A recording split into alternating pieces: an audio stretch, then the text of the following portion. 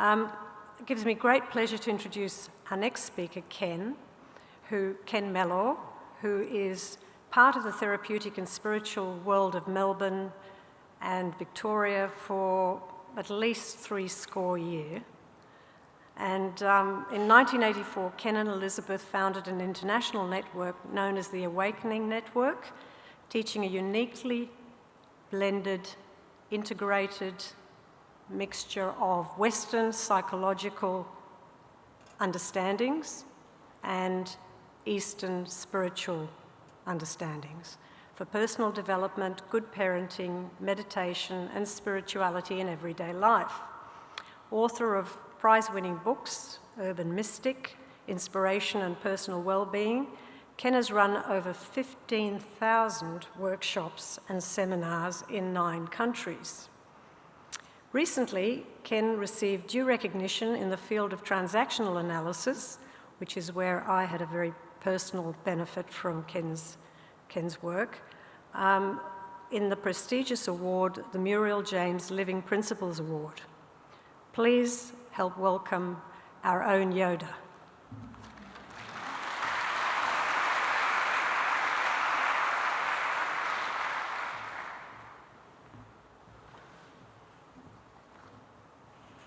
Thank you, Ruth. Do I have to get down on the floor?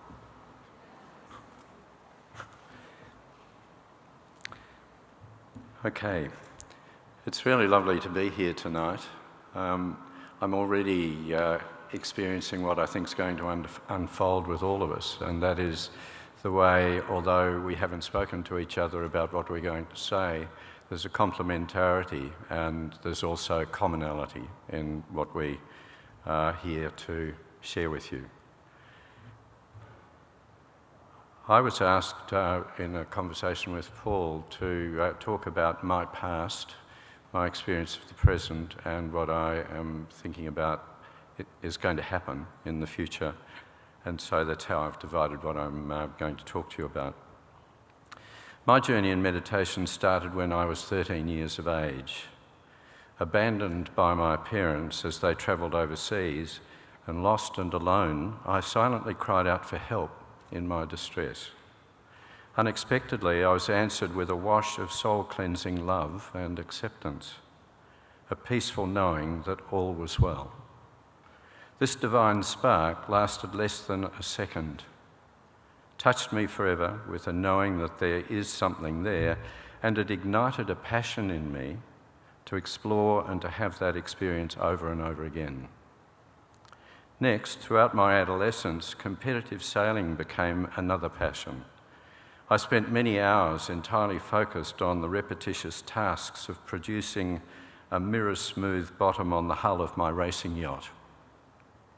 This activity involved hour after hour of close attention, basic training in meditation. Then afterwards, being out of school and lost in the adult world, inspired me to study at Monash University, where I concentrated on mathematics, logic and philosophy.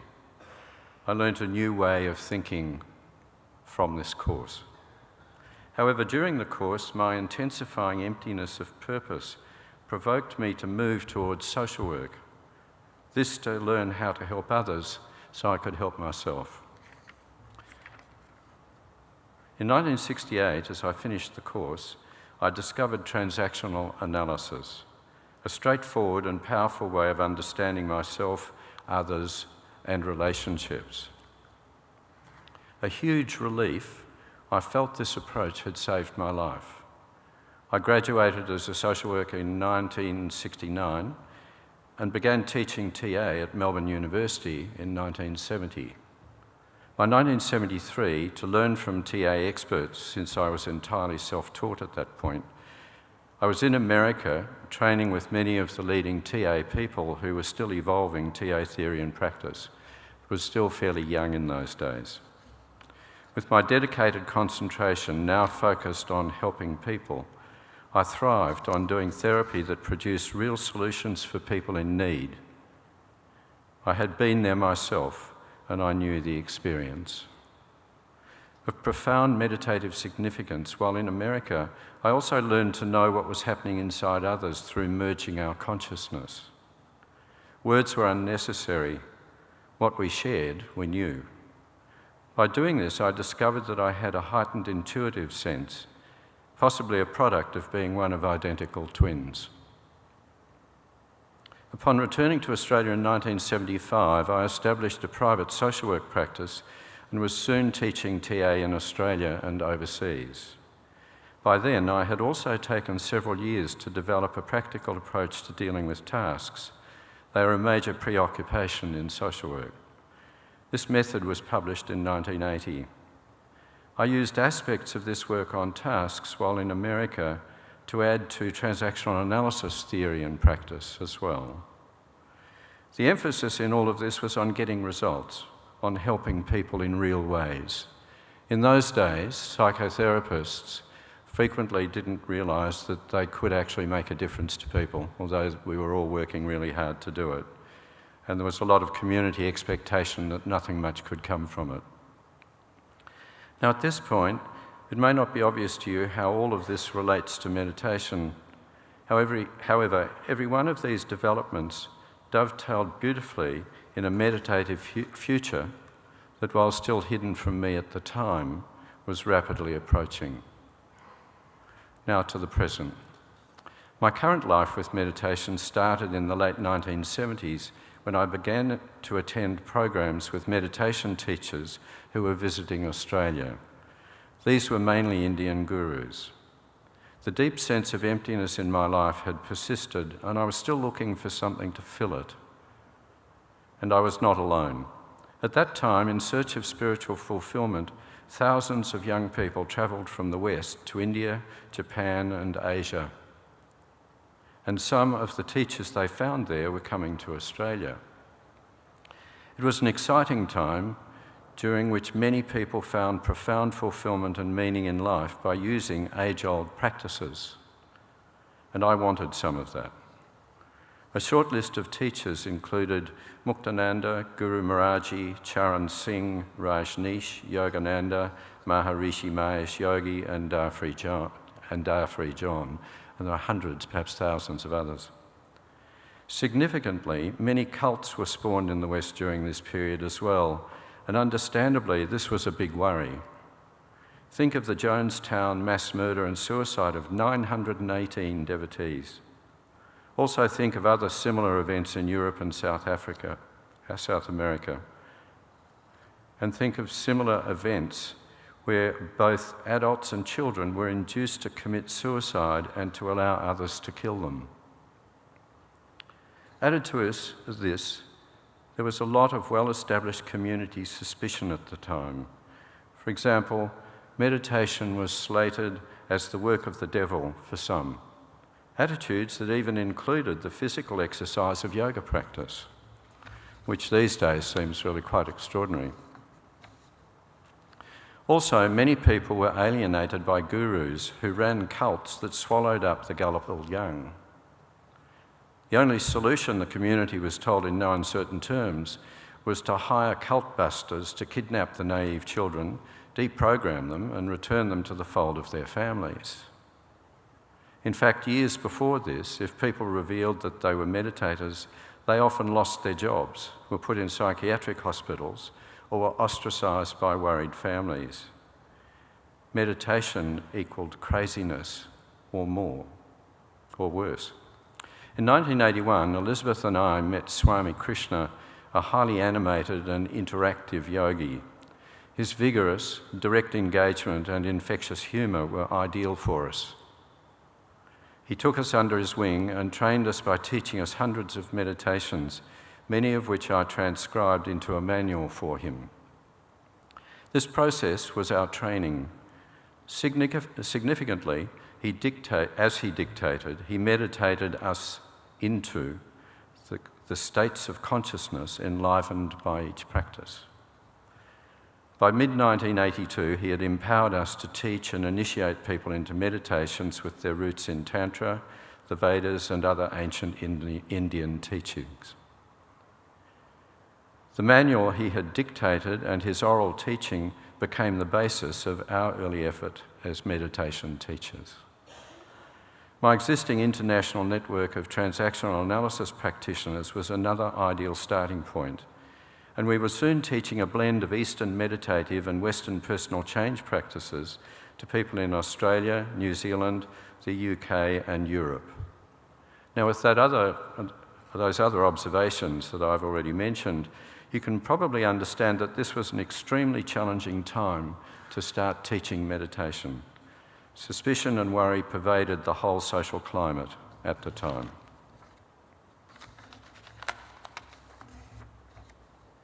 Even so, it was wonderfully fulfilling. Fulfilling because people who meditated with us were thrilled with the new lightness, energy and awakening they began to experience in their everyday lives. And we were also greatly encouraged by the extraordinary changes many people made. At this time, I was awash as well with an outpouring of creativity that Elizabeth and I shared, and I developed and recorded 14 meditations. These blended therapeutic and practical daily living practices from the West with the life energy and awakening made available through the spiritual practices we were learning from the East. The meditations included ways to experience physical, emotional and cognitive balance, deep relaxation, a clear sense of self, physical health, achievable goals, intimacy with partners, loving bonds between mothers and babies, and resolution of conflicts with others. And of course, the awakening of consciousness. With Krishna's energy so powerfully present, all I had learnt in the practice of psychotherapy was enlivened too. Profound insights into human processes and how to harness them kept arising. I felt wonderfully fulfilled by this release of creativity. In our second year with him, Krishna took us to Calcutta, India, and we spent time with Thakur, his master. Then 11 times in the next 9 years, groups of us made the same trip. Thakur was a radiant sun of spiritual awakening. He bathed us in his energy as he drew us into transcendent wholeness. His was a profound, peaceful presence, not like Krishna's dynamo of interaction. After about 8 years, Thakur also empowered Elizabeth and me to initiate people into meditation. Now, throughout this time, as another major theme, we were also teaching parenting skills. We used material from my time in the USA and Elizabeth's extensive experience of children and families. Like a parent map, our approach showed parents how to act with their children with the requirements of the child's future adult lives guiding what they did as parents in the present. Word spread, and in the late 1990s, we were commissioned to write a book on parenting, which grew into a series that sold thousands of copies. To date, we have personally helped to raise hundreds of children, and in the process, we passed on the benefits of meditation to the families involved, many of which routinely meditated together each day. For example, lots of them created a breakfast table meditation, followed by family meditation during evening meals. By this time, too, we had initiated thousands, taught a great many of these people how to interest others, and had fostered a large international team of volunteers. The enthusiasm of everyone was catching and prompted many to share with others all they could of the benefits they had experienced for themselves.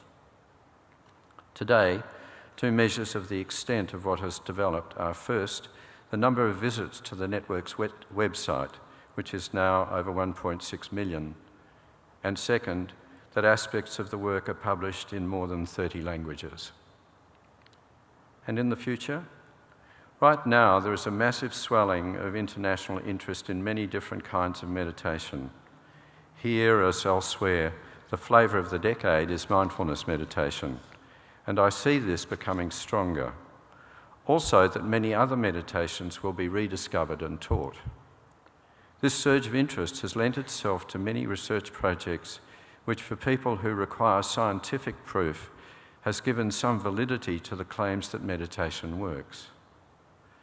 Amongst many other things, it changes the brain, improves people's equanimity, contributes to family life, helps the body to cure disease and to recover from injury. An important footnote here, from my point of view, much of this so-called proof only validates in modern scientific terms what has already been known for millennia. The science is not proving this ancient knowledge is true.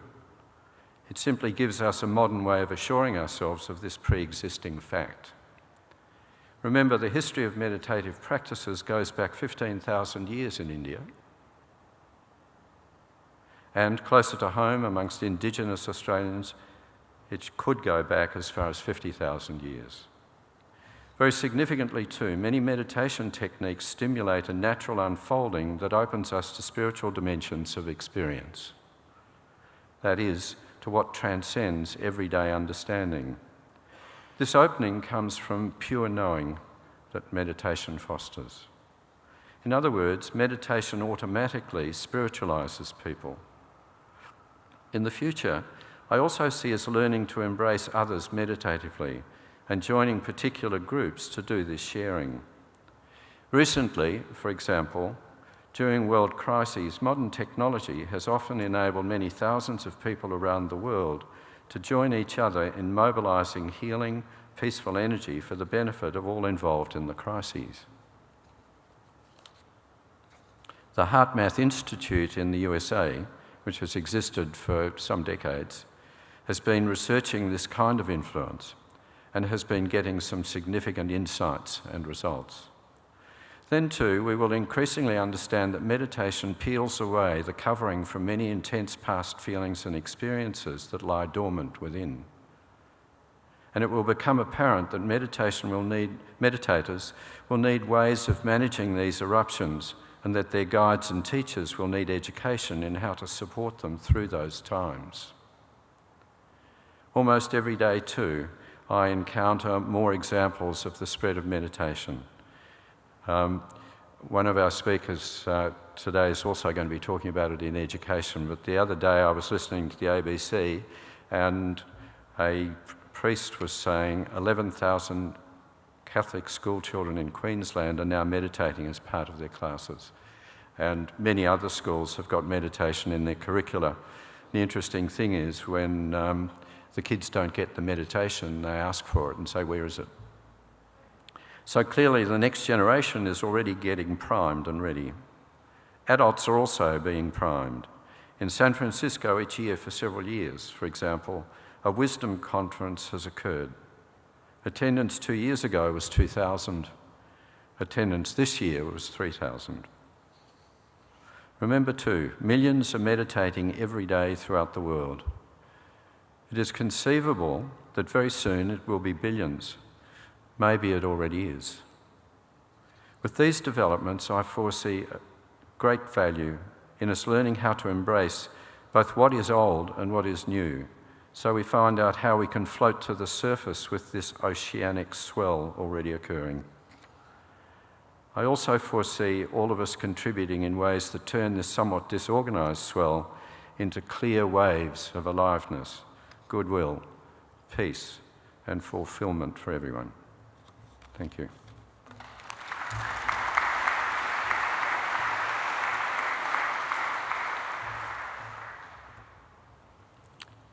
Thank you, Ken.